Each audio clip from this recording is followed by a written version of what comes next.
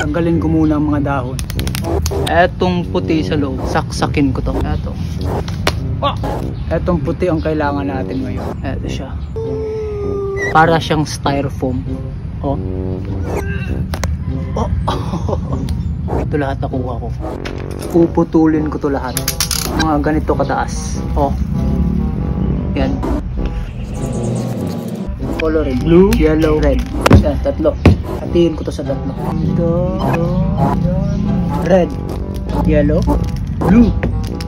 Lagyan ng tubig. Sakto lang. Mekos ang red, mekos ang blue. Tapos patuyuin ko na lang to sila. One eternity later. Okay na, ito yellow. So, kailangan natin ng white kaya hindi ko kinulayan. Kailangan ko din ng sinulit. Tutusukin ko lang sila. Unahin ko yung puti. Oh, kulay ng Pilipinas. Oh.